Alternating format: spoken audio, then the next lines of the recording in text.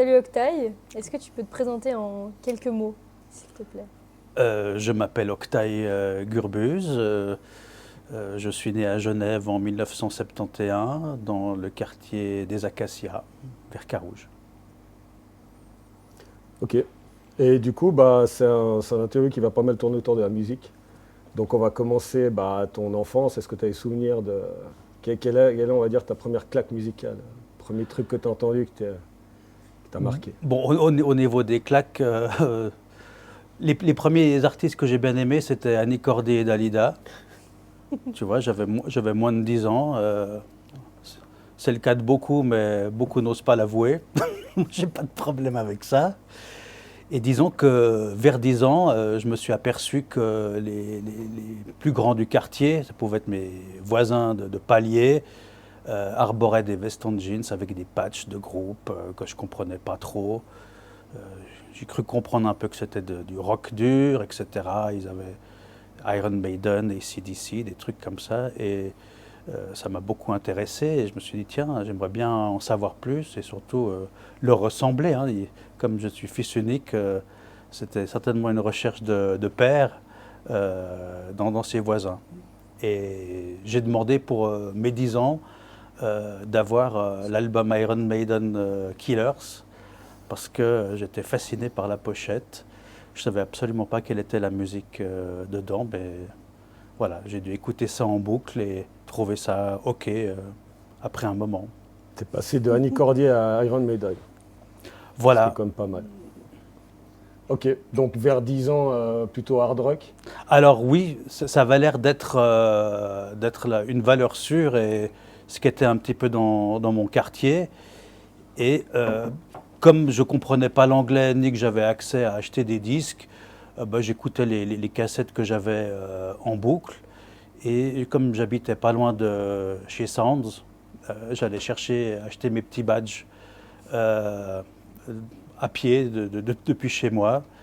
Et je me souviens qu'un samedi, on allait avec mes parents chez Jack Cuir acheter des patchs et des clous. Et c'était quelque chose de très important pour moi. Sous la bénédiction de tes parents. Voilà. C'est génial. Voilà. Alors donc j'avais l'air d'un arbre de Noël comme les mecs plus âgés de mon quartier. Sentiment d'appartenance, sans comprendre la musique qui était sur les patchs. Ça se fera bien plus tard. En tout cas, c'était très agréable de marquer sa différence. Donc du coup, c'était, on va dire, ton début dans le rock, mais aussi dans le look. C'est-à-dire arborer un code vestimentaire qui... Apparemment, c'était quelque chose qui était là.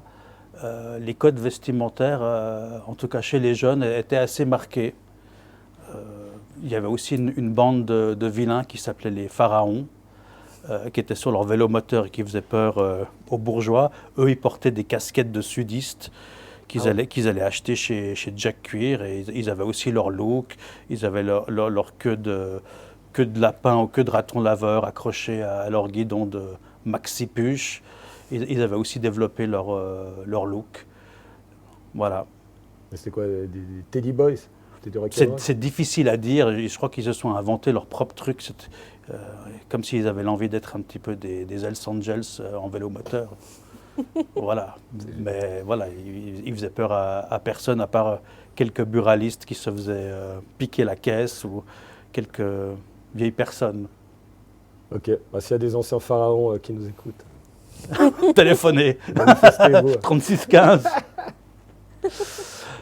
Voilà. Et puis, du coup, parce que on a dit que cette interview est tournée autour de la musique, mais également autour du mouvement skinhead. Et du coup, généralement, dans les années 80, il y avait aussi le punk qui allait avec.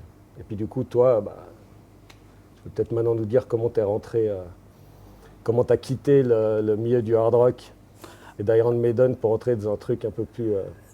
Alors ça s'est fait, c'est un changement géographique. J'ai déménagé de Carouge au Petit Saconnet et je me souviens que l'été où j'ai débarqué là-bas, je me suis fait très mal recevoir par les discos du coin. Donc des mecs qui étaient en vélo, en BMX comme moi, qui avaient l'envie de me casser la figure. parce qu'ils ne me connaissaient pas, puis parce que j'avais mon look, etc. Donc je me suis déjà mal fait recevoir. Et quand j'ai commencé l'école, je me suis aperçu que des grands frères et des grandes sœurs de mes amis étaient dans cette veine punk, skin. Il y avait, par exemple, dans mon cycle, il y avait un punk qui s'appelait Balthazar, qui avait une crête. Et ça, c'était vraiment très, très impressionnant. Et ce qui était aussi intéressant, c'est qu'il avait un look très marqué, mais il était bon à l'école aussi. Donc j'ai aussi compris que ce n'était pas forcément des nuls qui choisissaient ce genre de look ou ce genre de truc. Et dans ma classe, il y avait le petit frère du chanteur de disco low cost. Alors, quand on allait le jeudi écouter des disques dans la chambre de son frère, ben, j'ai découvert un petit peu ce type de disque. Et, Donc tu es rentré dans le punk par du Genevois quelque part. Voilà, absolument, des gars du coin. Il se trouvait qu'il y avait plusieurs gars qui étaient dans cette mouvance, qui habitaient le Petit Saconnet. C'est un hasard, mais je m'y suis intéressé. Et à un moment, je m'étais dit, ouais, alors, bon, il faut décider entre punk et skin. Alors, punk, c'est compliqué, la crête, c'est pas un truc qui va jouer. Alors, skin, c'est peut-être plus simple. Et je les ai copiés, essayé de porter les mêmes fringues, emprunter leurs disques, copier tout en cassette, et puis essayer de comprendre de quoi il en revenait. Mais tu avais quel âge Là, j'avais 13 ans. Okay. Là, j'avais 13 ans et je n'avais pas plus d'intérêt à m'occuper de ce qui était métal, parce que ça avait l'air d'être has-been ou nul, ou dénigré par les punks et compagnie, et je m'étais intéressé à cette culture-là, et l'aspect vestimentaire était très attrayant. Voilà, et la musique avait l'air aussi intéressante, les pochettes de disques, ça criait, voilà, c'était provoque, quelque part. Tu arrives à nous citer des disques, des artistes, parmi les premiers, bah, après Disco Low Cost que tu as... Alors, bah, dans les disques que j'ai empruntés chez les amis, alors il y avait ces disques punk comme GBH ou Exploited, enfin des deuxième génération, punk à clous. Il y avait des groupes Oi comme Forskins, Business, Red Alert. Il y avait les Toy Dolls qui étaient inétiquetables, mais qui étaient un peu pris dans cette vague-là. Qui était sur un compile. De renouveau punk sur Oi Volume 2, qui était aussi une très très bonne compilation avec un petit peu de groupes de 77 et un petit peu de groupes des années 80. Et tout ça, ça faisait un guide. Bon, j'étais le seul de ma génération dans mon cycle qui était intéressé par ça. Alors, quand j'ai eu l'âge d'aller au concert, j'allais avec les grands frères. Et puis, voilà, c'était assez plaisant. Et puis, une fois... C'est quoi les premiers concerts? Le premier concert? Alors, le premier concert, c'est au centre de loisirs du Grand Saconnet. C'était Fred and the White Pistache. Donc, c'était Fred Jiménez, Pat Porret et deux autres gars. Donc, c'était du rock'n'roll. Et puis, moi, j'étais vraiment tout content. Transi, c'était vraiment un moment important. Voilà, aller à un concert dit punk, rock, etc. Et voilà, je me souviens que j'étais super bourré. Et que pour débourrer, j'avais couru pour transpirer autour du centre de loisirs. Je suis arrivé chez moi dans un drôle d'état. Et voilà, j'ai pu m'endormir. Mais c'était vraiment... voilà, c'était vraiment quelque chose. Et puis, on m'avait dit qu'il allait y avoir une émission de radio qui allait parler un peu de ça, des skins et tout ça, sur Radio Zone. Et puis que c'était un de ces skins locaux qui allait présenter, qui allait un peu raconter ce qu'ils écoutaient, etc. Et j'ai écouté cette émission de radio et c'était vraiment un guide, c'est un peu comme une recette de cuisine avec une liste de commissions, avec tous les morceaux qu'ils ont passés. J'ai essayé de retrouver les disques. J'allais le samedi chez Matchbox pour voir s'ils pouvaient me commander voilà, ces disques-là. Il y avait du ska aussi, qui était quelque chose de nouveau pour moi. Je trouvais assez bizarre que ces mecs un peu punk, un peu durs, blancs, soient amourachés de musique caribéenne. Mais comme ça faisait partie du package, J'ai pris les choses telles qu'elles étaient et je me suis mis et j'ai écouté. Et comme de toute façon c'est de la bonne musique à la fin, j'ai commencé à être intéressé, à avoir du plaisir.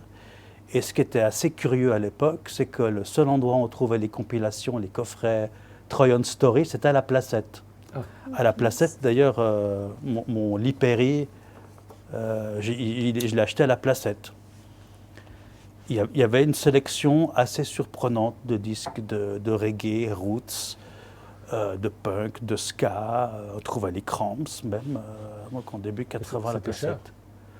Non, non, les disques étaient à un prix très modéré, mais il devait y avoir un gars super qui s'occupait des commandes. Vraiment. Mais juste pour revenir à cette émission de radio, donc tu avais dit que ça s'appelait comment le gars qui présentait ça? Alors le gars en question, il s'appelait Pimpin, il avait un surnom. Il y avait un autre copain à lui qui était aussi Skin, tu vois, et ils ont passé des morceaux de Baba Brooks, Sir Lord Comics, des très bons, des vieux ska vraiment très poussiéreux, Scatalites, mais ils avaient aussi passé de ces groupes Oi, seconde vague punk comme Forskins, Redskins, il y avait Cocksparrer qui était assimilé, mais c'était un truc qui est un peu entre le punk et ce que ça va devenir par la suite. Il y avait un Combat 84, voilà, il y avait tous ces trucs-là. Et les groupes Two-Tone, Madness, Specials Alors, c'est intéressant, je ne crois pas qu'ils en aient passé. Ils n'ont pas parlé de ce revival, qui est un revival qui a démarré en même temps que cette histoire de revival Skin 78, 79. avec le punk. Voilà, de revenir un petit peu à cette mode vestimentaire et à la musique qui va avec. Voilà, donc l'Angleterre a vécu plusieurs revivals, dont ceux-ci qui étaient assez forts. Du coup, c'était une émission de radio anglaise? Non, Radio Zone, c'était une émission, c'était une station de radio indépendante juste à Saint-Julien ou par là ouais, autour. ok. Et Pimpin, c'est un gars de Genève? Voilà, ouais. Un gars du Grand Sac, quoi. C'était un gars de Genève, ouais. Et il avait amené ses disques, il y avait aussi Sham 69, il avait passé If the Kids Are United. T'as Radio Zone qui donne carte blanche à un Skin pour passer ses disques, quoi. Il n'y avait pas tellement de clivage ou de choses comme ça. Dans l'émission, il expliquait qu'à un certain moment, des mecs de certains groupes avaient essayé de récupérer ce revival avec le Front National anglais, très malheureusement, parce que, comme chacun sait, le mouvement skinhead, c'est une histoire de prolétaires. C'est même pas une histoire de musique à la base, mais c'est une histoire d'appartenance et de dignité pour une classe laborieuse. D'ailleurs, on comprendra bien que les marques qu'ils arboraient, là, comme Fred Perry et tout ça, c'était pour se donner une dignité et une apparence clean. Et plus tard, nos petits rappeurs locaux ou français vont porter des polos Lacoste pour se donner une stature, alors qu'ils n'ont peut-être pas beaucoup d'argent, pas beaucoup d'éducation. Voilà. Je pense que c'est des gens qui essaient de s'acheter une dignité, un peu comme des habits du dimanche, mais sur des gars qui étaient bruts de décoffrage. Bien sûr. À cause de leur culture, ce que faisaient leurs parents, etc.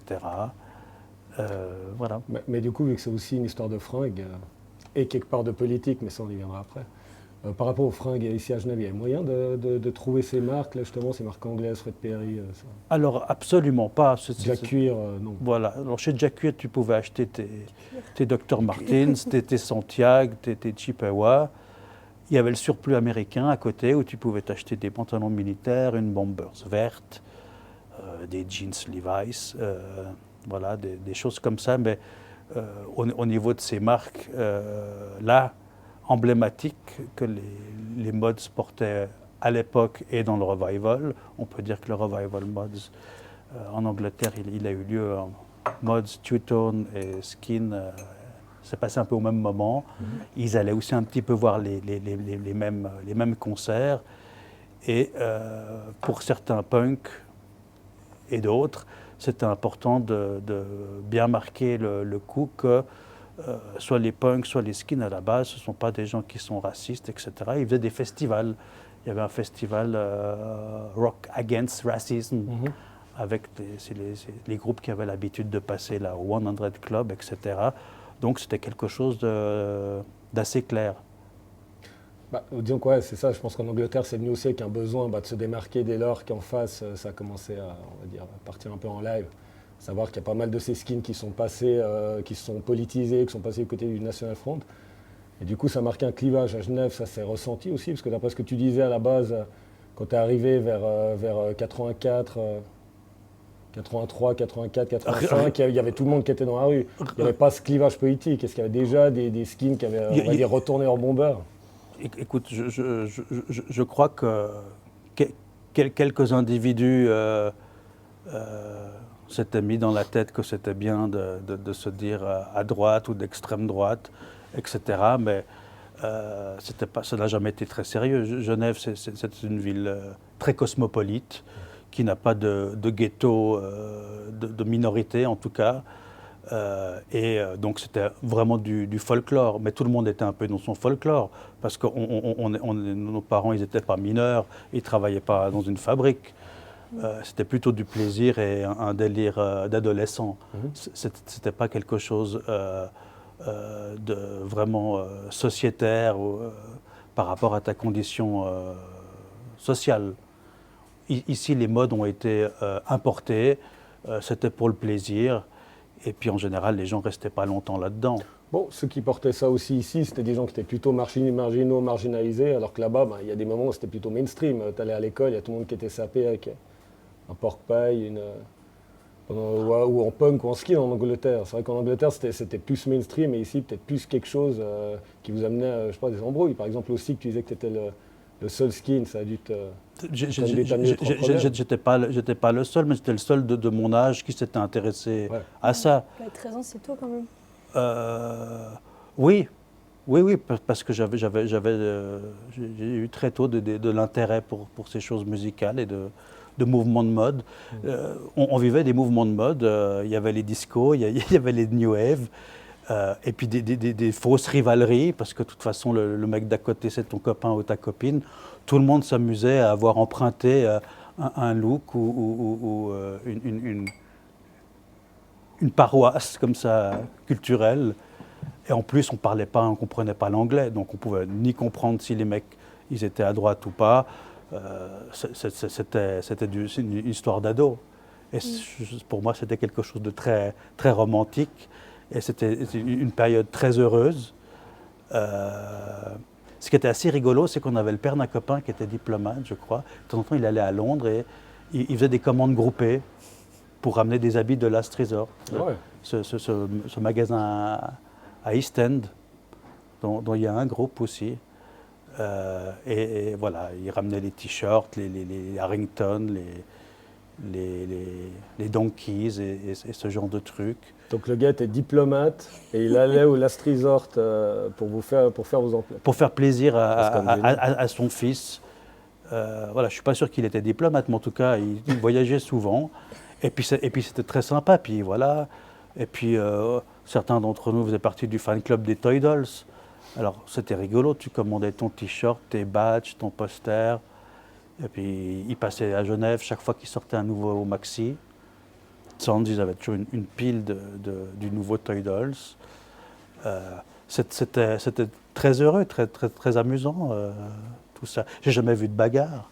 Le seul truc que j'ai entendu, c'est qu'en 87, Sham 69, ils ont joué à la salle du Faubourg avec les Faster Pussycat, qui sont devenus le Faster.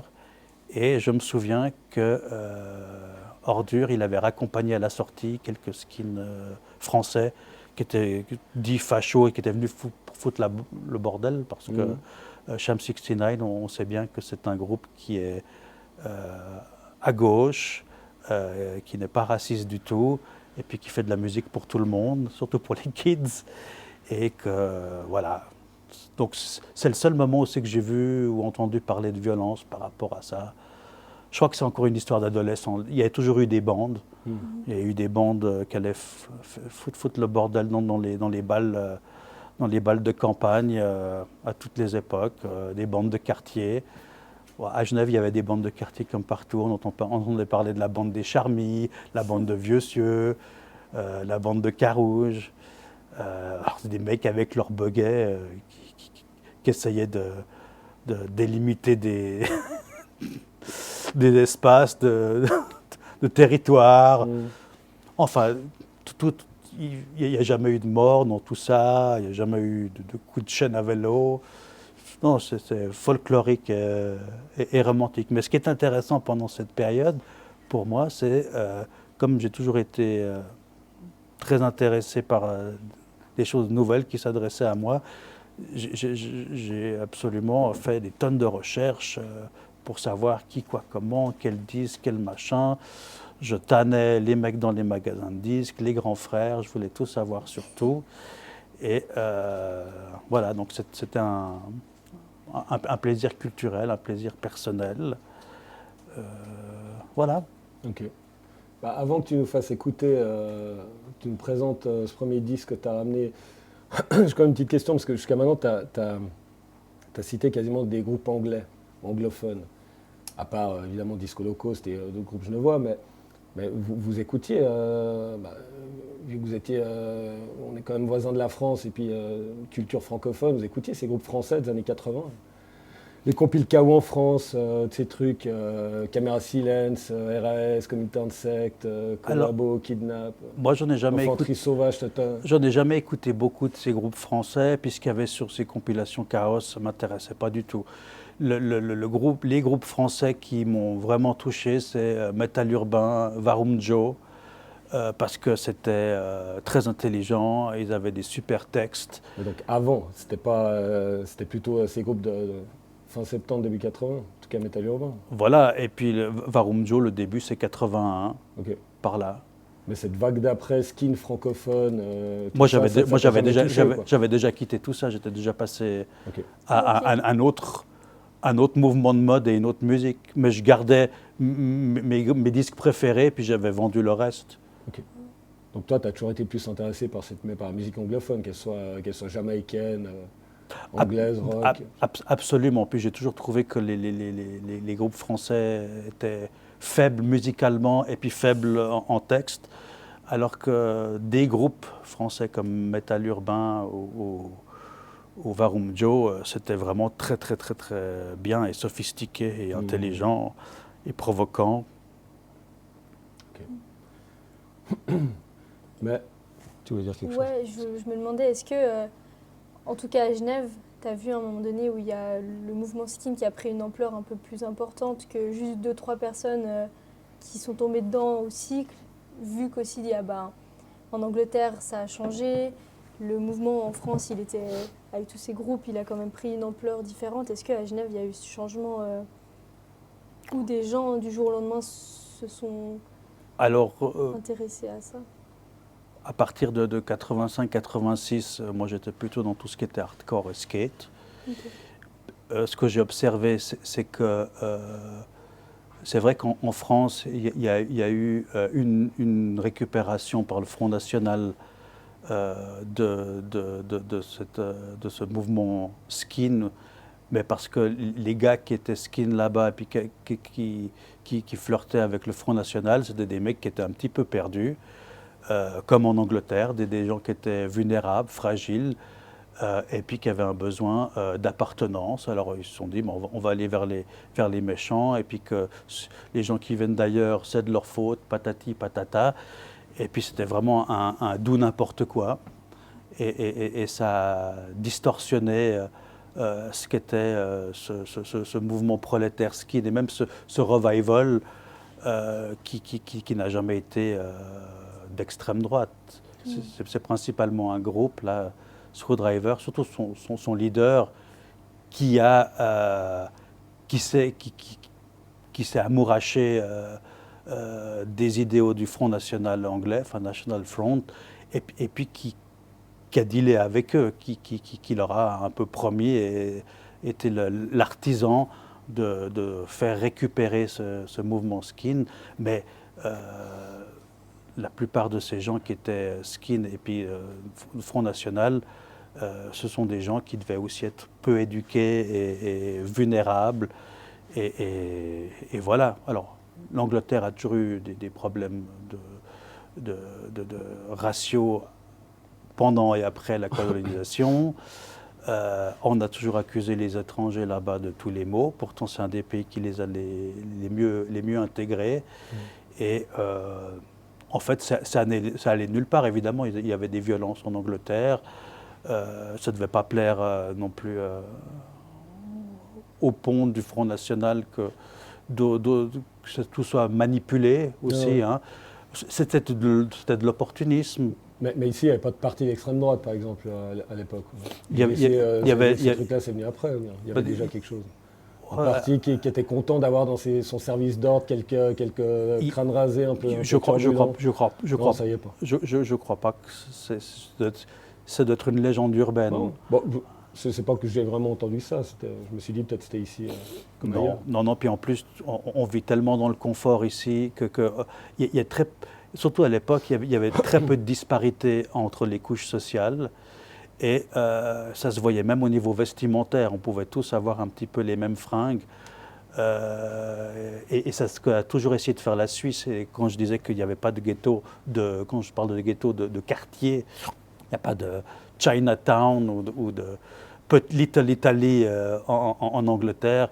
La Suisse, elle a toujours essayé de créer une balance et d'harmoniser les choses. Alors, s'il y a des mecs qui pensaient qu'ils étaient d'un extrême ou l'autre, ça s'est vraiment passé dans leur tête. Parce que, voilà. Du coup, pareil pour les Redskins ou les skins d'extrême gauche. Ça non plus, ça y est pas. T'en as pas croisé. C'était peut-être trop tôt, c'était devenu. J'en ai pas croisé, je m'y suis jamais vraiment intéressé. J'ai compris qu'il y en avait en Angleterre par réaction à l'autre extrême, mais je sais pas. Je sais pas s'ils étaient complètement d'accord avec Staline ou toutes les horreurs du communisme. Voilà. Okay.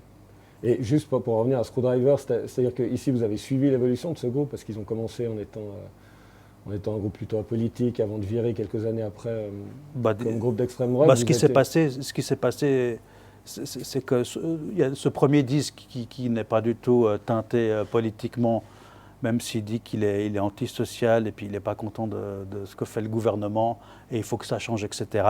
Mais justement, c'est une période en Angleterre qui était vraiment très difficile. Quand on voit ces documentaires sur les Pistols, voilà, les Pistols, c'est à propos du gouvernement de Thatcher. Il y a toutes ces manifestations, c'est qu'il laisse les poubelles dehors pour emmerder tout le monde. Et en fait, le leader de ce groupe-là, Screwdriver, il a capitalisé là-dessus parce qu'il y avait des problèmes. Il fallait les attribuer à quelqu'un et aux minorités raciales et à ce genre de trucs. Donc ils ont fait 2 singles, un album qui est un excellent album de street punk. Ça, personne ne pourra dire le contraire. Et après, les gars du groupe qui n'étaient pas du tout d'accord avec les idéaux du chanteur, ils se sont barrés. Et ils n'ont jamais apprécié être liés à ces influences de droite de leurs copains chanteurs. Et après, le chanteur, on a fait un outil, un pied de levier pour distiller des opinions très sombres et nulles. Et voilà. Et puis musicalement, ça n'avait plus aucun intérêt, c'était plus qu'un groupe politique. Et puis du coup, le stade, les Charmies, là-bas on peut en trouver quand même des skins, quel que soit leur bord. Alors le stade, ce qui est rigolo, alors de nouveau, dans le folklore, les grands frères, etc., et même les plus grands, oui, ils allaient voir le Servette avec leur écharpe Servette, et ils allaient gueuler, ils se la jouaient un petit peu hooligan ou supporters de football. Je ne suis pas sûr que tous ils suivaient le football pour de bon, mais ça faisait partie du truc d'aller se beurrer la gueule avec de la bière et de bouffer des choublings. – – – – – – – – – – – – – – – – – – – – – – – – – – – – – – – – – – – – – – – – – – – – – – – – – – – – – – – – – – – – – – – – – – – – – – – – – – – – – – – – – – – – – – – – – – – – – – – – – – – – – – – – – – – – – – – – – –– ––– – –– –––––– – – – – – – – – – – – – – – – – – – – – – – – – – – – – – – – – – – – – – – – – – – – – – – – – – – – – – – – – – – – – – – – – – – – – – – – – – – – – – – – – – – – – – – – – – – – – – – – – – – – – – – – – – – – – – – – – – – – – – – – – – pour aller voir comment ça se passait. Et puis voilà. Et ça t'a jamais branché ce trip hooligan? Moi, j'ai jamais été foot. Puis je suis assez indépendant de mouvement et de pensée. Parce que c'est vrai que le Servette a eu sa glorieuse période, glorieuse entre guillemets, où les tribunes étaient, on va dire, assez poétisées, croix celtique au grillage, tous boxons, mais ça c'était plutôt, on va dire, dans les années 90. Donc D'accord. ça a mis plus de temps à venir. Donc contrairement à la France et l'Angleterre qui étaient déjà dedans au milieu des années 80, ici, il n'y avait pas forcément ça, ça a mis plus de temps à venir. Pour les Français, c'est un peu comme les Anglais, comme c'est un pays post-colonial, c'est pas étonnant qu'à un moment, ça a été facile de leurrer et de manipuler des gens vulnérables et non éduqués. Bon, l'envie d'aller et se de les taper mettre pour là-dedans. son équipe de foot, ça c'est quelque chose qui existait même avant les skins. Hein. Ça, je pense qu'ils étaient vraiment... Si ces gars qui allaient... parce que, par exemple, tu parlais des Pistols, chanteurs, leur Bromley contingent, ces trucs-là, c'était déjà des mecs qui traînaient au stade. En Angleterre, il y avait un lien très fort entre la scène punk puis skin et le stade de foot. Parce que c'est quelque chose de socialement et historiquement très fort en Angleterre. Qu'ici, t'as pas ressenti. Non, absolument. Tout ça, c'était importé et une fois de plus, rigolo et folklorique. Donc il y a des mecs qui se forcent à aller au stade pour faire comme les Anglais. Ouais, C'est d'accord. ça qui est Mais toi, assez t'es pas tombé marrant. dans le piège. Moi, j'étais très jeune, je regardais ça de loin. J'étais très jeune. Et c'est ça qui est marrant, je trouve, c'est qu'en Angleterre, il y a vraiment ce truc de culture où t'es skin, tu vas au stade, il y a tout un truc avec la musique, machin. Et ici, c'est plus du... On a voulu essayer de recréer parce que ça paraît cool ou parce que ça l'est, mais Parce que ça sans fait- vraiment la profondeur qu'il y avait vraiment. Et puis, C'est pour ça que je dis que c'est cosmétique, c'est rigolo. Pour ce qui est du punk aussi ici. Donc, je parle de la seconde vague avec les crêtes. Voilà, il y avait aussi des bons garçons de famille, de familles aisées ou autres qui étaient là-dedans parce que ça leur faisait plaisir ou bien ça les faisait mousser d'emmerder leurs parents en ayant l'air comme ça, parce que c'était possible de le faire. Je veux dire, on n'avait pas trop de problèmes à l'école à avoir l'air différent. Hmm. Alors que maintenant, tout le monde Ça a a changé. l'envie de ressembler à tout le monde pour ne pas sortir du lot, pour se faire accepter, ce qui est absolument dramatique. Avant, s'exprimer, c'était affirmer sa différence et l'assumer. Et moi, c'était très formateur et j'ai adoré ça. Trop bien. Plus tout ce que j'ai développé comme goûts musicaux. Et j'écoute toujours du ska. J'aime beaucoup cette musique. Elle me fait chaud au cœur, vraiment. Et Tu es venu par la suite à ces groupes Two-Tone, Madness Specials ou bien du coup, Oh parce que oui. tu as raté ça jeune, ça Alors- t'a jamais touché? Alors, bonne question, ça faisait partie du package, exactement. Punk, Oi et Two-Tone, absolument. Super fan des Specials, super fan des Selectors. Madness, inévitablement, Madness, ça passait en disco. Tu vois, il y avait ce centre de loisirs de Vieux-Cieux où il y avait une disco chaque mois et il passait toujours des trucs comme Madness. C'était des DJ? Et voilà, les DJ, et on faisait notre pogo sur Madness. Et puis d'autres jours, ça s'appelait Le Bouffon et il y avait des concerts punk. Et là, tu as vu quoi comme groupe en vrac? J'en ai vu aucun parce que, une fois de plus, j'étais trop jeune. Ah ouais. Ah ouais. Ah ouais, c'était Donc quand tu étais dedans, tu étais trop jeune, tu pouvais pas aller voir les concerts, puis après coup, c'était plus ça qui t'intéressait, donc tu y allais pas. Quoi. Alors surtout après, il n'y avait plus de concerts au Bouffon. Ah. Les concerts que j'allais voir, ils étaient à la salle du Faubourg. Mhm. Et Donc du à coup la salle du Faubourg, GBH, Exploited, Wallow Voodoo, les Redskins étaient venus, c'était très bien. Voilà, Et ces groupes comme le The Business, les Forskins, tous ces groupes Coxfire, Cockney Reject, tous ces groupes que tu aimais, tu Ils jamais ont- pu les voir à Genève. En fait. Non, et parce qu'ils ils avaient déjà arrêté depuis belle lurette, même en Angleterre, ils ne se reformaient pas. Hmm. Voilà, ils étaient à l'arrêt. Dans les années 90, ça s'est réveillé. Il y a des labels spécialisés qui ont commencé à rééditer ces groupes, hein, surtout le label Secret, Secret Records, créé par un journaliste Ah, c'est Gary Boschel. Gary Boschel, ouais. Absolument. C'est lui qui a aussi fomenté ces compilations Oi. Voilà. Et puis, voilà, il y a eu une troisième vague dont vous devez certainement faire partie. Pour certains, donc début 90, milieu 90, il y a eu quelque chose. Et puis les marques de fringues ont senti le coup. Alors ils ont tout d'un coup réédité des habits, des vieilles baskets Adidas, old school, des trucs Fred Perry et compagnie. Et comme d'habitude, tout ce qui est original et qui fait peur au début est récupéré par l'industrie. Et après, il faut être sûr de ne pas tomber dans le panneau et pas se faire comme ça récupérer. La chaussure Dr. Martens aussi, elle a eu son renouveau, et qui était une chaussure de travail ou pour les gens qui avaient mal aux pieds. Ça aurait pu être Birkenstock avec des... Heureusement pas.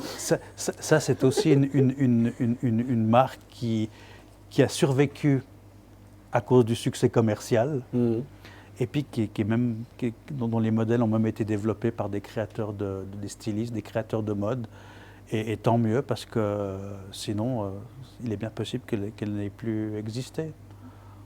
Donc voilà, il y a aussi les bienfaits de l'industrie et du commerce pour des fois sauver des marques. Dans le cas précis, c'est sympa, comme c'est toujours une bonne chaussure. Espérons quand même qu'ils s'en vendent plus de noir ou de grenat que de ces deux fleurs ou avec des motifs. Elles sont quand même bien faites, ces docks avec les roses brodées. Moi, c'est plus agréable à voir sur les autres qu'à porter sur On est entièrement d'accord, on ne va pas les mettre, ni des docks roses. Écoute, revenons un peu à ces groupes genevois avant d'avancer, ce sera l'occasion aussi de nous présenter ce vinyle. Tu as parlé de Disco Low Cost. Donc eux, tu avais un lien spécial avec eux parce que c'est un des premiers groupes que tu as découvert et que tu étais aussi avec le petit frère du chanteur. Alors voilà, Disco Low Cost, c'est un groupe qu'on a un peu taxé d'électro-punk. En tout cas, il y avait de la boîte à rythme, il y avait un peu de synthé quand ils invitaient leur camarade Arnold. Et en écoutant ça chez le petit frère du chanteur, ça m'a vraiment plu. Ils avaient des cassettes de concerts, des bribes de démos, et puis ça avait l'air d'être tout à fait croustillant et intéressant et choquant. Et puis les paroles, contre les parents, contre la religion, contre en fait tout. Donc c'est un groupe nihiliste, dada, qui tire à 360 degrés, y compris sur eux-mêmes. Qui ne se prennent pas au sérieux, quelque chose de vraiment sympa. Alors, et les autres, juste parce qu'en dehors de Disco Low Cost, c'est quoi? Il y a ces groupes de la compil Genève Soif, mais qui est venu après celle-là. Alors moi tout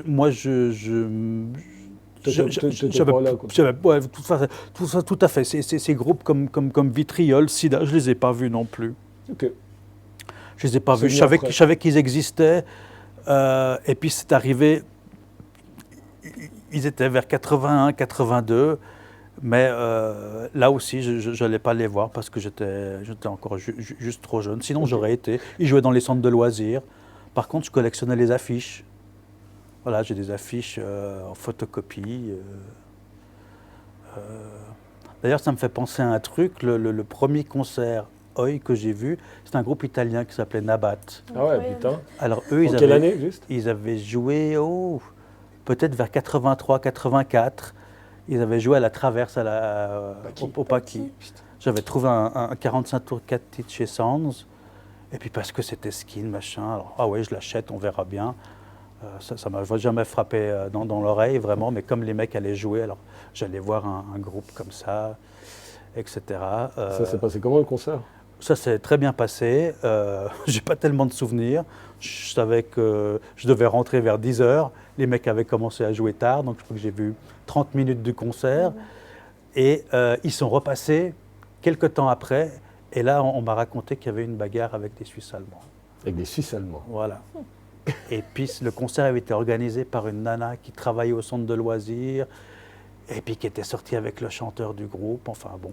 Mais bon. Le chanteur de Nabat avait une copine à Genève, quoi. C'est Alors là, possible. ça, c'est un scoop. C'est possible. Moi, je me suis encore posé la question, comment est-ce qu'ils ont organisé ce truc?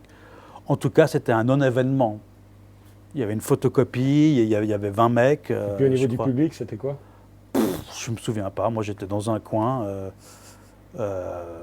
Ça m'a même pas sauté aux yeux. Il devait y avoir quelques skins, quelques mecs qui allaient voir les concerts punk. Voilà. Mais apparemment, c'est un groupe qui était apprécié puis qui jouait pas trop mal. Ok, du coup, Octave, on t'a demandé de ramener quelques vinyles pour aller toujours chronologiquement. Donc le premier, c'était censé être, ou c'est, celui qui t'a mis une claque jaune. En tout cas, il a mis le feu Ou aux qui a poudres. contribué, qui a mis le feu aux poudres. Voilà, Exactement c'est- ça. Est-ce que tu arrives à nous C'est- présenter ça? C'était un objet qui est devenu vite un objet de convoitise. Il m'a fallu du temps avant de le trouver. Alors, ce disque, parce que chaque fois que j'allais chez le copain, on écoutait C'est pas assez de Disco Low Cost. Tu vois. Ça, c'est du genevois. Voilà. Il y avait eu ce concert au Palladium organisé par l'organisation Changé. Et ce morceau, c'est un des premiers trucs vraiment croustillants que. Ben, on voit. Alors je vais envoyer la sauce.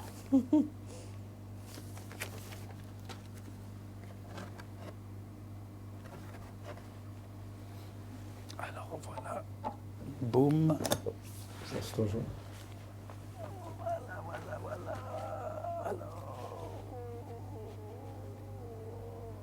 Disco Low Cost. Voilà. Sympathique, disco, disco low, disco lolo, disco locos.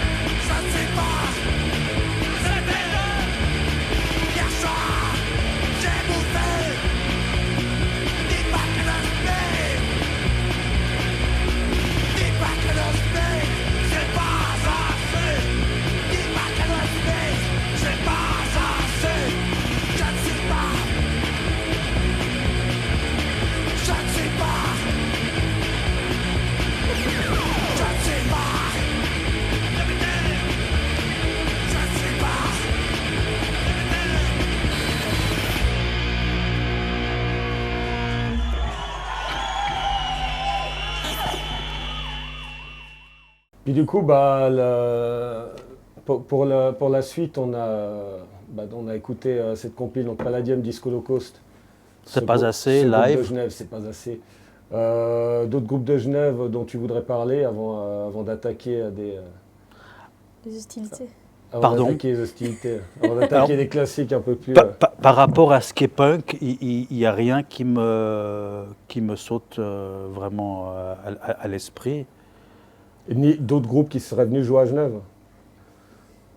Comme je l'ai dit, c'est ces groupes anglais de seconde vague. Et du coup, toi, quand tu as eu l'âge de sortir, on va dire, et puis d'aller voir les concerts, tu es directement allé voir des trucs plutôt skate hardcore, tu disais. Ou bien Voilà, tu as ouais. gratté quelques-uns de ces groupes de ta jeunesse. Alors, disons que comme j'avais gardé pour moi le meilleur de cette période-là, alors quand j'étais dans ma période skate hardcore vers 86, par là, oui, j'allais quand même voir tout d'un coup Sham 69 ou j'allais voir ces groupes-là parce que je les aimais toujours bien et puis qu'il fallait aller les voir absolument, etc. Voilà, puis de toute façon, j'ai toujours été voir ce qui m'intéressait. Voilà, et puis surtout, j'ai vu beaucoup de groupes que j'aurais jamais été voir par moi-même quand j'étais dans le comité de PTR.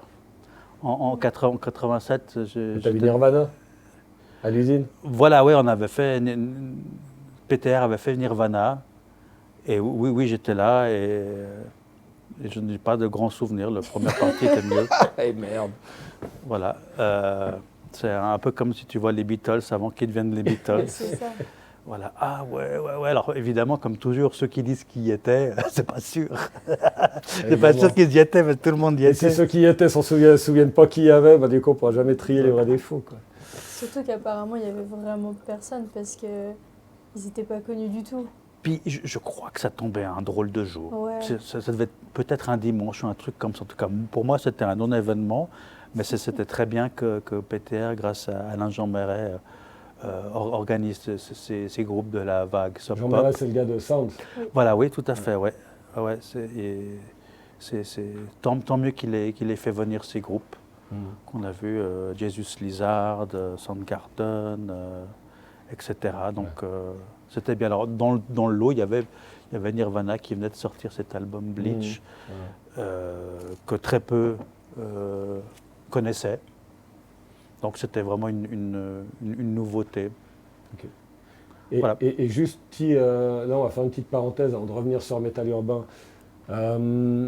Après coup, parce que toi après, ça on va en reparler, mais tu as quitté Genève, tu es parti aux États-Unis, au Canada, tu as fait d'autres choses. Est-ce que, disons qu'entre le moment où le milieu de ces années 80 et puis plus tard, est-ce que tu as pu voir d'autres de ces groupes, que ce soit à Genève ou ailleurs, en concert de ces groupes? Tu as vu Sham 69, tu as déjà vu les Specials, Madness, tu as pu les voir ces groupes? Non. De Beat, de Selectors, tu n'as jamais pu les voir? Selectors, oui, ils sont passés à l'usine, je les ai vus. Ok. Et de ces groupes Oi par la suite? À l'usine, ce qui était formidable, c'est qu'ils ont invité Laurel Aitken. Ils l'ont invité au moins 3 fois. Et pour moi, c'était quelque chose d'assez fort parce que sur le coffret Trojan Story 1, donc Ska, c'était le disque le plus ancien. Bartender 1961. Et là, de nouveau, ça permettait de boucler une boucle parce que quand j'écoutais ces trucs à la maison, en boucle, parce que je me disais qu'il fallait que je m'y fasse, puis qu'il fallait que j'écoute, que je comprenne, etc. Alors évidemment, ce morceau, il est très très catchy. C'est impossible de passer à côté et de se dire « Oh là là !» Déjà, je pensais que les disques existaient à peine. De voir une fois le gars pour de vrai, c'est comme quand j'étais voir Desmond Dekker dans le canton de Vaud. C'était quelque chose d'assez fort parce que artistiquement, c'était vraiment un super artiste, vraiment très agréable à écouter, mais une figure. Tu vois, il est derrière toi, aussi. Voilà. Et d'ailleurs, c'est lui qui a pas mal influencé le look skinhead parce qu'il s'habillait un petit peu Marines. Les cheveux très courts, les pantalons un peu surélevés avec les bottes. Il y a ça et d'ailleurs un autre mouvement après les skins, Sweadet, etc. Il y aura ces boot boys, ces soul boys, avec des grosses tignasses. On est à l'époque de Slade des années 70. qui vont garder un petit peu de ce look. Mais quelque part, c'est très anglais et c'est très... voilà. Bah écoute, je te parle d'œil, tu me parles de musique jamaïcaine, donc du coup, bah, tu nous obliges à improviser. J'ai triché, je sais ce qui vient après, donc on va faire comme ça te dérange pas. Puis on va rester un peu dans la musique jamaïcaine, vu que c'est toi qui nous y as amené. Alors, Alors vas-y. alors tu m'as demandé, alors présente-moi en tout cas 2 disques que tu aimerais, que tu vas jamais te lasser d'écouter. Et pour le coup, c'est ni Desmond Dekker ni Laurel Aitken. Voilà, c'est Lee Perry, c'est un peu sa première période avant même qu'il produise Bob Marley ou d'autres, hein, parce qu'il a produit Bob Marley, Lee Perry un petit peu après Conson, Dodd. Voilà, ce disque de The Upsetter, c'est une compilation tout à fait officielle, trouvée à la Placette, incroyable. À l'époque. Surréaliste, ouais, surréaliste, trouver ça à la Placette. Et il y a un morceau qui s'appelle For a Few Dollars More. Ah ouais. Et ce truc-là, De la violence. il est vraiment incroyable, il est super catchy, ça chauffe à mort. Tu sais pas ce que c'est comme musique. Tu sais pas si c'est une espèce de rock caribéen. En tout cas, ça sonne très 60, c'est très foufou. Et ça m'a tout de suite pris. Alors c'est ça qu'on va fais-nous écouter. écouter ça, puis après on continuera à parler. Alors il est sorti en 45 tours à l'époque. Je sais pas, autour de 67, 68, je pense, ce truc. Et d'ailleurs, tout ce qu'il y a là-dessus est vraiment fantastique. C'est pour ça que je dis que c'est un disque que je ne me lasserai jamais d'écouter. Parce que, d'ailleurs, heureusement qu'il a été réédité. Il y a vraiment des choses. Ça, c'est vraiment de Laurent Barre. Vraiment, alors. Voilà, vous êtes prêts? Allez, on voit. C'est parti. Et c'est parti. For a few dollars more, you'll be lying on the floor.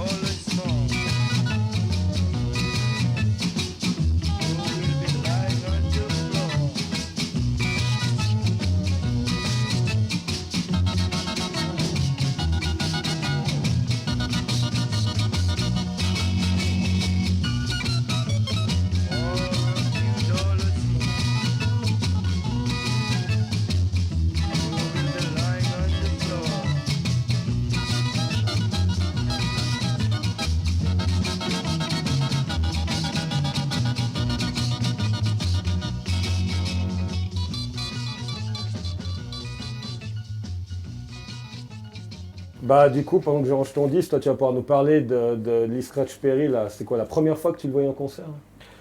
Alors, oui,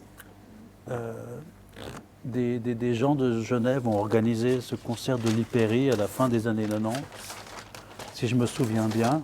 Et puis comme je les connaissais, je leur ai demandé si je pouvais me faire signer mon disque. Et Oh yeah. j'ai pu le faire et c'était une grande joie.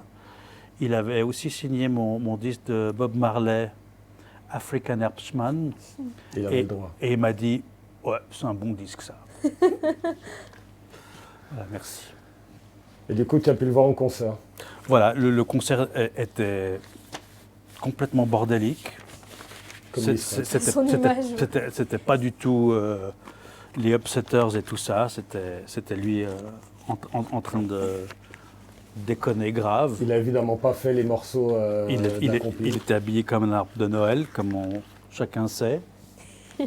Mais au moins, je peux dire que j'avais rencontré le gars et je l'avais vu une fois en concert, donc je pouvais mourir tranquille. C'est un petit peu ça. Hein. Donc en fait, toi, ce que tu es en train de parler, parce que c'est quelque chose de très important, c'est les deux côtés de la culture skinhead, à savoir, évidemment, il y a le côté contemporain, c'est tous ces groupes, des gens qu'on connaissait, les groupes qu'on avait dans nos villes, dans nos quartiers, des groupes d'ailleurs, des groupes anglais et tout, mais il y avait tout ce lien avec cette musique jamaïcaine que toi, tu avais pu découvrir grâce à cette émission radio, tu disais. Ouais. Du coup, Lee Scratch, Desmond, évidemment, tu as vu Laurel Aitken. Voilà, mais surtout, ce sont des artistes qui ont été, dont les disques ont été pris sous licence en Angleterre par Chris Blackwell de Highland Records. Et pour certains, leurs disques allaient dans les charts anglais et étaient souvent très bien placés. Donc c'était des choses que tu pouvais écouter à la radio et que pour des raisons, je sais pas, de proximité, c'est cette classe laborieuse anglaise qui se disait skinhead ou qui s'habillait comme ça, un petit peu comme ça, avait de l'intérêt ou s'était amouraché de cette musique. Je ne sais pas comment ça s'est fait, parce que tu vois, alors comment cet intérêt est venu chez ces petits blancs? Est-ce que c'est par réaction contre le racisme? Est-ce que c'était de la musique qui passait en disco? En tout cas, ces gens allaient voir ces artistes et puis ils ne se tapaient pas sur le nez. Donc à ces concerts de musique caribéenne ou de reggae, dancehall ou autre, ou même de musique passée par des DJ, des blancs et des noirs, des gens de peau blanche et noire allaient voir ces concerts en harmonie, et c'est un petit peu ça qu'a repris comme leitmotiv ce label et ce mouvement Two-Tone, voilà, noir et blanc, ensemble, etc. Ça reste toujours un mystère pour moi, comment ces petits blancs se sont intéressés et ont aimé cette musique caribéenne. Mais ce qui est intéressant, c'est que ces côtés du mouvement skin, donc le côté punk, oi, tu l'écoutais, tu aimais ça, Disco Low Cost, tu as compris que c'était quelque chose qui vibrait en toi. Et puis après, il y avait tout ce côté folklorique un peu, enfin qui vivrait en toi, qui te parlait, quoi. Ouais, c'était chouette. Après, il y a tout ce côté folklorique autour du mouvement skin. On a parlé du stade, donc là, tu as essayé d'y aller pour faire le skin. Folklorique, c'est déjà les fringues. Moi, je n'avais jamais porté de bretelles de ma vie, imagine. C'est rigolo, tu faut une paire de bretelles. Quelle idée, mais ça faisait partie de nouveau de la panoplie, et ça allait très bien. Mais par exemple, toi, on t'a dit qu'aller au stade, c'était skin, parce que c'était anglais, tu y allais. Mais ça sont les pochettes de disques. Tu t'es rendu compte que c'était quelque chose qui ne te parlait pas, tu en avais rien à secouer, donc tu as mis de côté. Par contre, on t'a dit aussi que les skins écoutaient du reggae, ça t'aurait pu aussi éventuellement. Mais ça, c'est quelque chose qui a vibré en toi. Mais c'était fait partie du package, c'est pas quelque chose. Mais ça t'a parlé, ça a résonné en toi. C'est le football, que t'as gardé. Mais disons que j'ai embrassé cette curiosité, cet intérêt complètement. C'était pas dissociable. Ce punk et cette musique-là n'était pas dissociable. C'est après que j'ai compris que les mecs écoutaient déjà ça à l'époque. Et puis moi, je ne parlais pas ni je comprenais l'anglais quand j'étais ado. Donc pour moi, tout était importé. Il y avait très peu de livres en français. Il y avait un bon livre qui avait été traduit en français qui s'appelait « Les racines du reggae » par Sebastian Clark, qui racontait l'histoire que la plupart de ces musiciens de Scatterlight, tout ça, ils étaient orphelins, ils avaient été dans la même école orphelinat en Jamaïque, ils avaient appris à faire de la musique là-bas, etc. Voilà. Mais autrement, c'était difficile d'avoir des informations. Puis il y avait ce livre, ce format comme ça, ce livre qui s'appelait Skinhead, d'un photographe qui s'appelait Nick Knight. Oui. Et on trouvait ce livre à la librairie du Paradoxe perdu. Et ça, c'était vraiment la Bible. Tu avais l'histoire du mouvement, comment il se déclinait, on arrive aux mods, le top 50 de l'époque, les marques, la façon même de se comporter, etc. Et c'était un livre de chevet. Et ça devait être le livre de chevet de tous les gens qui avaient découvert cette culture pendant ces années-là. Et d'ailleurs, il faudrait bien que je me le repaye, celui-là. Si on peut le Mais je mettre me dans souviens toi, que je rêvais, je voyais des reproductions de labels, de disques, et je me disais, waouh, c'est tellement loin de moi, c'est tellement loin, je ne vais jamais les avoir, je ne vais jamais les voir, personne ne doit les avoir à Genève, parce qu'il n'y avait pas vraiment de disques de collection caribéens. Il n'y avait pas Et- de DJ qui passait ça, je dirais, à Non, l'époque. mais heureusement, il y avait ces compilations Troyon qui avaient été rééditées, parce que ces coffrets Troyon, en tout cas le premier, il est sorti en 71. C'est une vieille histoire. Et après, ça a été réédité et repressé dans les années 80. C'était le rouge et le vert, les deux coffrets qui étaient sortis. Voilà, le rouge, c'était le ska. Après, c'était reggae, dancehall. C'était ska, rocksteady. Ouais. Et même, on trouvait du Alton Ellis à la placette. Incroyable. Et ça, t'achetais. Ah bah ouais. Quand C'est tu ouf. voyais, tu prenais, quoi. Ah ouais. Ah ouais, puis tu as l'impression que tu le reverras plus, que c'est des aliens qui ont amené les disques dans les bacs, parce que qui aurait l'idée de s'occuper de ce type d'artiste obscur? Ouais, chaque fois que tu trouves un disque, c'est un émerveillement. C'est ouf. Après, tu l'écoutes jusqu'à la corne. Et du Il coup, devient lisse. Et puis, voilà, tout ça, ça forme des goûts, ça forme un sens critique par rapport à la musique. Et puis, comme vous le savez, vous également, quand on avance et qu'on découvre les choses, on garde ce qui nous plaît vraiment, ce qui nous plaît moins, on le balance et puis on avance. Et puis, un beau jour, quand on devient un peu grand, on se dit, c'est incroyable, j'aime de ça, ça, ça. Pas seulement être étriqué sous une bannière, sous un style, sous des codes régimentés, parce que ce look skin, c'est très régimenté, et presque comme un uniforme ou un uniforme de sport, de footballeur. Mais c'est peut-être ça qui nous plaisait aussi, c'est d'avoir un espèce drôle d'uniforme qui flirtait un peu avec les habits militaires. Alors ça fait boum, boum, boum, surtout pour les garçons. il y avait des filles, il y a des... Je pense qu'il y a dans eu... les bandes, qui étaient Ah, lookées, qui étaient Moi, j'en ai seulement vu une seule, qui habitait au Petit Saconnet. une skin girl. Ouais. Et je crois que c'est la seule que j'ai vue de ma vie à Genève. Elle était plus grande que toi. Oh, mais elle devait avoir 5-6 ans de plus que moi, donc elle était une adulte pour moi. Mais je me disais, tiens, elle a vécu certainement les fins des années d'or, elle a dû voir tel ou tel machin, ce que je suis absolument pas sûr. C'était le fantasme. Bon, voilà, en tout cas, elle avait le look, et je me disais, tiens, c'est incroyable, ça existe vraiment, c'est skinhead girl, mais la coupe de cheveux n'est pas très attrayante. Il fallait aimer. Ouais. Écoute, on va du coup, avec ce dernier disque, on va finir cette période de skin punk reggae, et puis après, on va terminer cette interview où tu vas nous parler de l'évolution de tes goûts dans la musique, après encore le côté hardcore, skate, et ce que tu fais, ce que tu as fait. Ouais. Alors, On en parlera avec le vinyle suivant, mais tu peux déjà terminer cette série punk. Métal urbain, voilà. Groupe français engagé, anti-État, anti-facho, anti-vilain, et très très jeune. Et ils ont aussi une boîte à rythme, donc c'est pas un groupe de rock, basse, guitare, chant et batterie. Et Disco Low Cost s'en est inspiré aussi. Mais ça, c'est vraiment la crème de la crème en France. Donc ça, c'est les racines de Disco Low Cost. Il y en a plusieurs. Ils étaient très intéressés par la musique des groupes électroniques minimalistes comme les Flying Lizards, qu'on retrouvera la mélodie sur Combet Télé. Voilà, si on tend un peu l'oreille, ils étaient intéressés par beaucoup de choses en fait. Okay. Ils écoutaient les Residents, ils écoutaient de tout. DAF. C'est quelle année ça? Alors, 79, cet album. il me semble que l'album il est de 81, je sais pas. Jette un œil. Tu vois.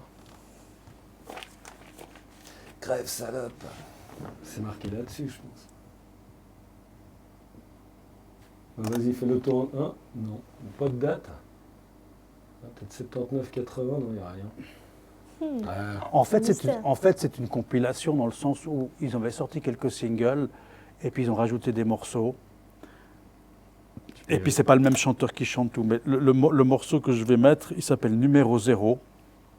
Et c'est vraiment mon préféré. Alors celui-là, je peux l'écouter tous les jours. Numéro 0. Les paroles sont vraiment géniales. C'est parti, mon kiki.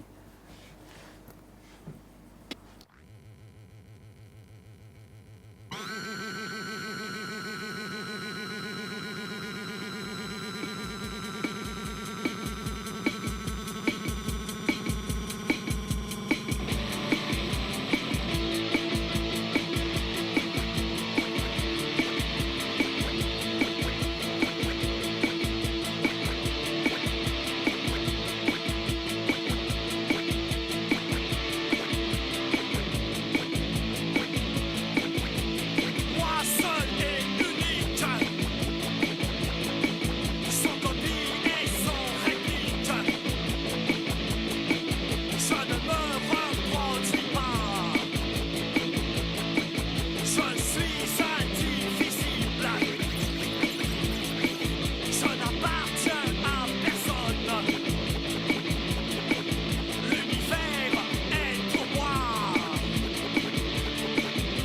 Parmi la foule des zombies, je suis un dieu, un héros. Je suis le chiffre infini, le numéro 0. Le numéro 0. Étranger, auteur des masses, et paria de toutes les classes. Civilisé dans la jungle et sauvage dans la cité. Ne me parlez plus d'amour, d'union, d'égalité. Parmi la foule des zombies, je suis un dieu, un héros. Je suis le chiffre infini, le numéro 0. Le numéro 0.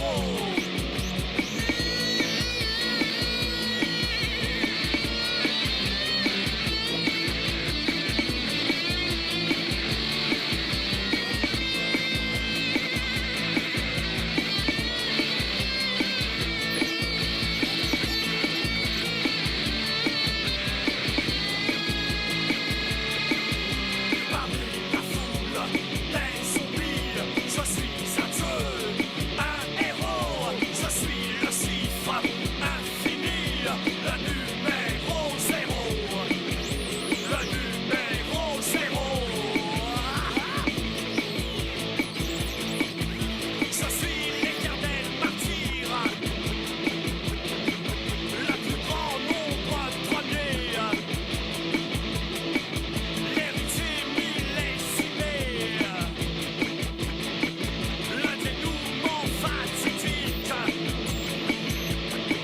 le dernier privilégié, l'ultime paranoïaque.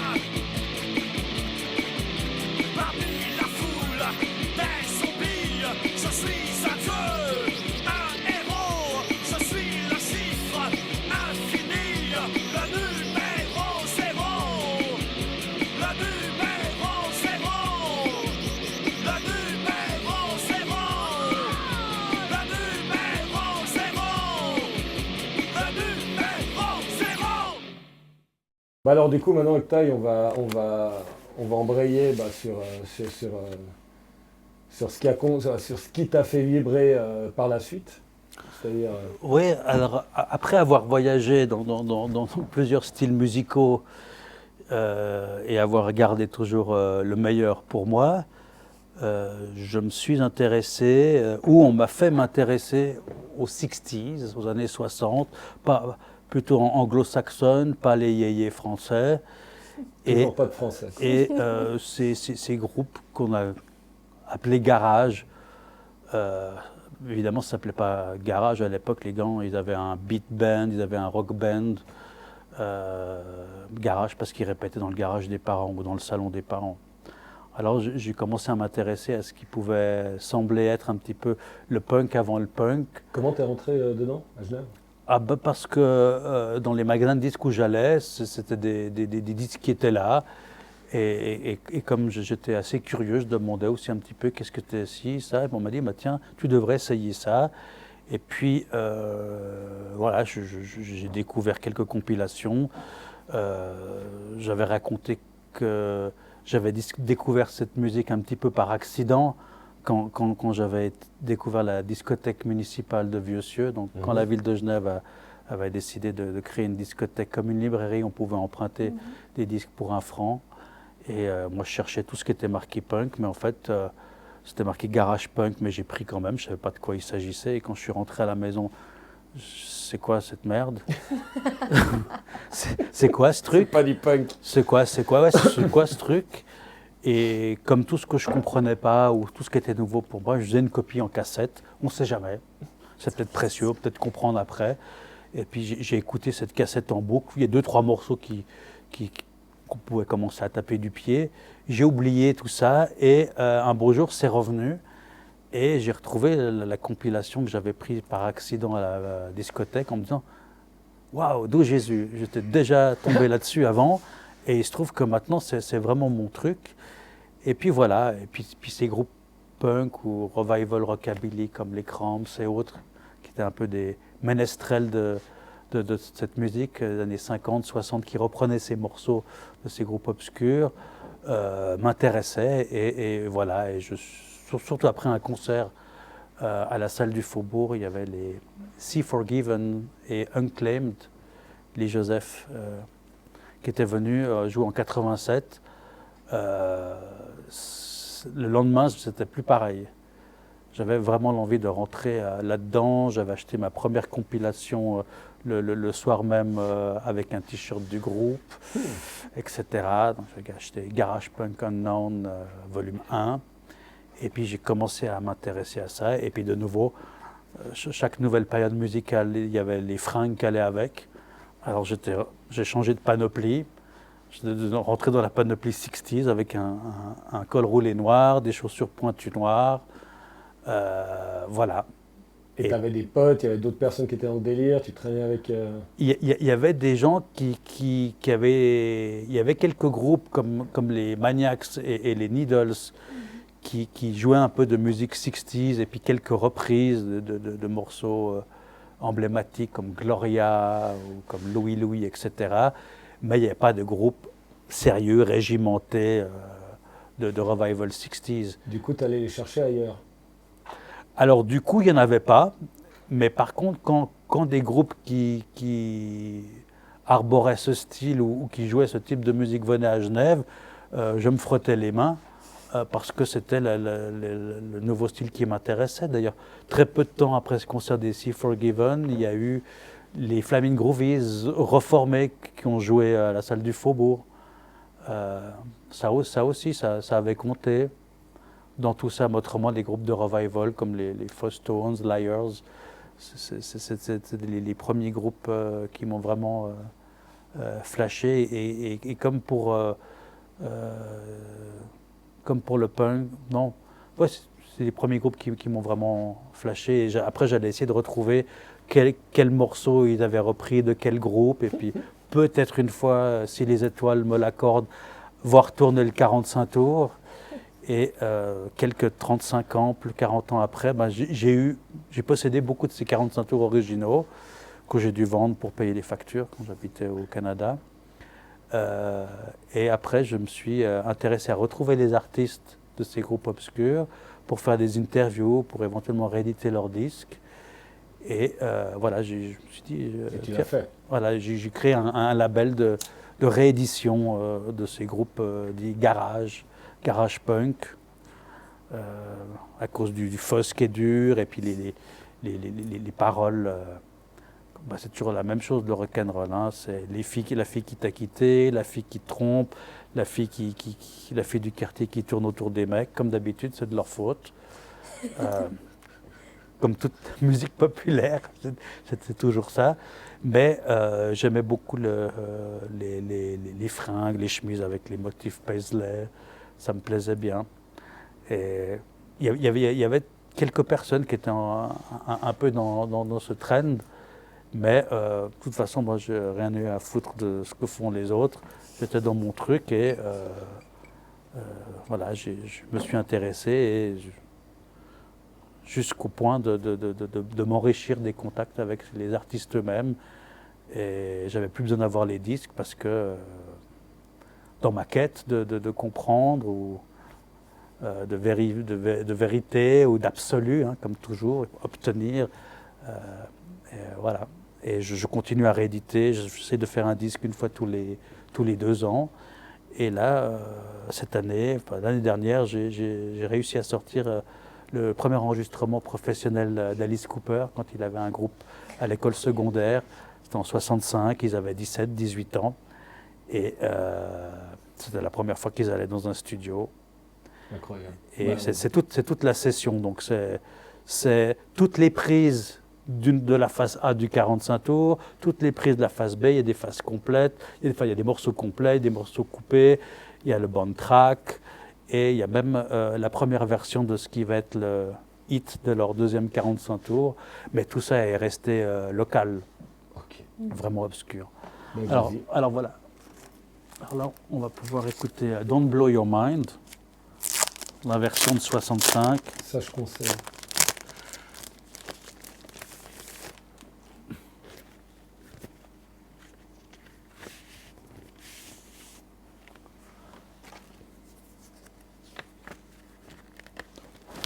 Magnifique vinyle rouge, comme la couleur du label original, hein.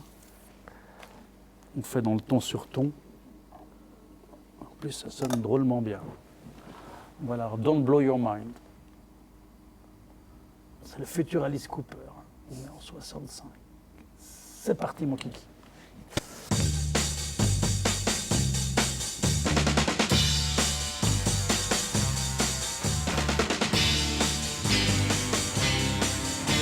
I said one day I'd find your game. Well, now you know they're not the same. I tried to take me for a ride. Now all you feel is suicide.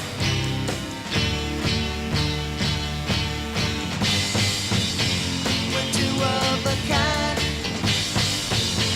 Take what you can find, but don't blow your mind away.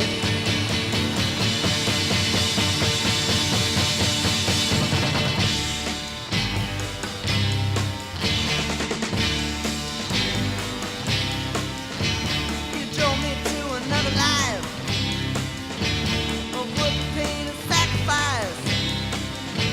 I broke away from you somehow, and look who's going through now.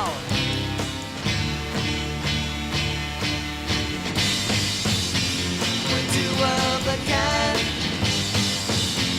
Take what you can find, but don't blow your mind away.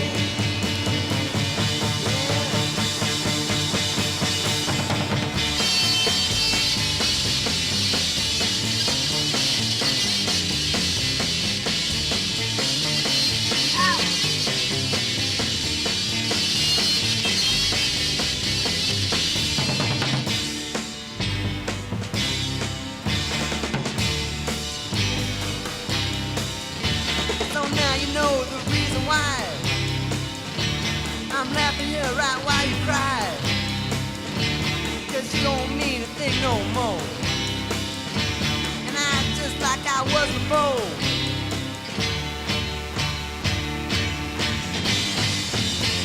We're two of a kind. Take what you can find, but don't blow your mind away.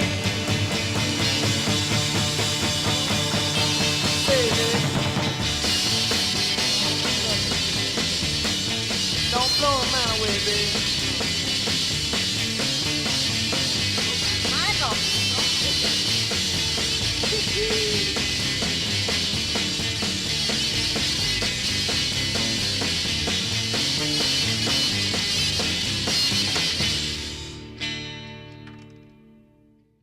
Du coup, maintenant qu'on a fait un peu retracer toute ta vie au niveau de la musique et des différents, et des différents mouvements que tu as pu suivre, moi je me pose la question, c'est quand même au niveau de Genève, comment est-ce que tu pourrais décrire la scène qu'on a au point de vue des groupes et parce qu'on a quand même pas mal de choses.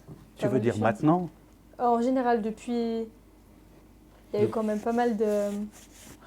C'est Il y a de difficile, la matière, on va c'est dire. difficile à dire pour moi parce que moi j'ai passé 20 ans au Canada, je suis revenu il y a 2 ans. Et si tu veux, quand j'ai quitté Genève, Genève était encore assez électronique, Ouais. était assez dense sur un peu la suite de cette phase de acide, techno-acide, comment ça s'appelait ça? Ouais, acid jazz, house. Voilà, ce truc-là, acid quoi. house et tout ça. Je pourrais pas te dire par contre, ce qui est intéressant avec Genève de toutes les époques, sur 50, 60 ans, c'est qu'il y a un public pour un petit peu tout. Il y a toujours eu du public pour le jazz, pour la danse, pour les ballets. Quand je discute avec mes parents, ce qu'ils ont vu comme jazz au Victoria Hall ou des ballets russes ou des trucs comme ça. Alors la musique, c'est pareil. Comme la Suisse est au milieu de l'Europe, ça a toujours été un alibi pour que les groupes passent.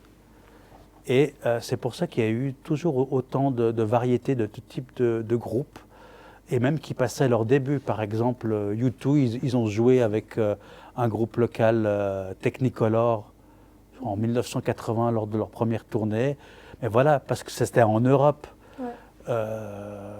Voilà, des groupes comme R.E.M., quand ils n'étaient pas connus, premier tour en Europe, ils ont aussi joué à Genève. Mais je ne pense pas beaucoup de gens ont été les voir. Donc, Genève a toujours développé des goûts divers et des goûts forts.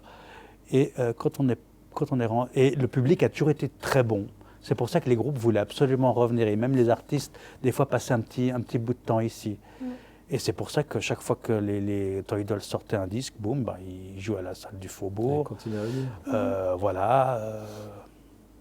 Voilà, des groupes comme Nick Cave passait tout le temps à Genève dans les années 80. Moi, je n'allais pas voir, j'étais trop jeune. Des groupes comme Gun Club aussi, ils passaient toujours. Voilà, donc je pense que c'est un super endroit. Et puis bon, dans mes goûts, j'aime de tout. Hein. J'aime le disco, j'aime la musique industrielle, j'aime la musique soufie. Quand la musique est bonne. Bonne. Voilà. Quand c'est bien et quand ça te parle, que ce soit dansable ou pas, ou que ça éveille de la curiosité, ou des fois juste parce que les groupes sont pas du tout formels ou iconoclastes, ben voilà. Les groupes, enfin, l'art questionne, pose des questions. Alors si tu comprends pas, ben, c'est une occasion de t'y intéresser. Voilà, il y a des festivals de musique contemporaine ici, il y a eu des salles de cinéma d'art et d'essai, il y en a vraiment pour tout le monde. Ouais. Bah, du coup, toi, pour finir sur ton rapport à la musique, mais aussi au style au pluriel, toi, dans ce que tu as... Dans ce que tu as suivi, comment tu as évolué, tu vois quoi? Tu vois ta vie comme une évolution, une boucle, tu es revenu à tes anciens amours, là, au niveau du look. Alors, moi, t'es plus sapé en mode skin. Moi, ce dont je suis sûr, c'est que les garçons ne grandissent jamais. Et nous, on revient souvent à notre première zone de confort adolescente, et que ces fringues ou ce look, j'étais tellement à l'aise, c'était tellement plaisant dans le passé que c'est un petit peu naturellement que j'y suis revenu. Et puis comme j'ai plus de cheveux, ça tombe bien. Avant, mes parents ne voulaient pas que je me rase la tête pour aller à l'école. Ouais, Mais elle m'a dit, mais tu vas avoir l'air d'un prisonnier, tu vas avoir des problèmes. Alors voilà, c'est par plaisir, par fidélité.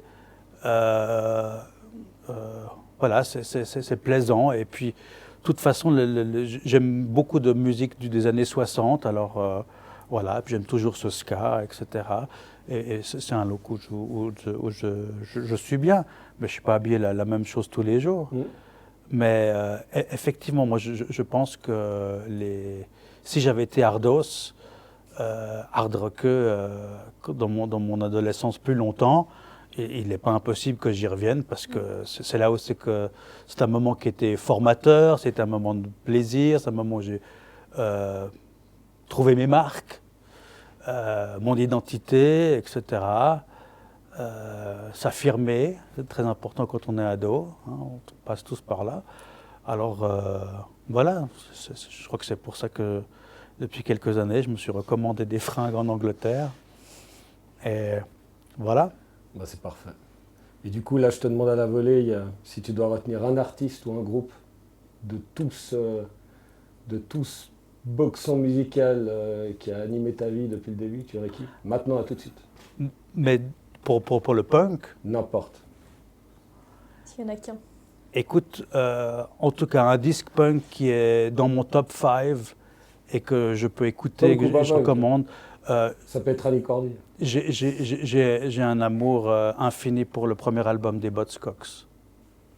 Love Bite, c'est un disque qui est absolument génial, c'est un cadeau des dieux. Alors, artistiquement, rock, punk, c'est un disque fantastique. Alors, ce disque est très cher à mon cœur. Peut-être plus qu'un groupe des années 60, Okay. parce que je l'ai découvert pendant ce moment de formation et d'adolescent. Vraiment, ça rentre dans les pores de la peau. Et c'est qui le plus grand artiste genevois, le plus grand groupe de genevois de tous les temps? C'est Disco Low Cost. On va finir là-dessus. Merci beaucoup, Octave, t'as assuré. Avec C'était plaisir, un vrai avec grand plaisir. Merci de m'avoir invité. Tout bientôt. Merci les gars. Drinking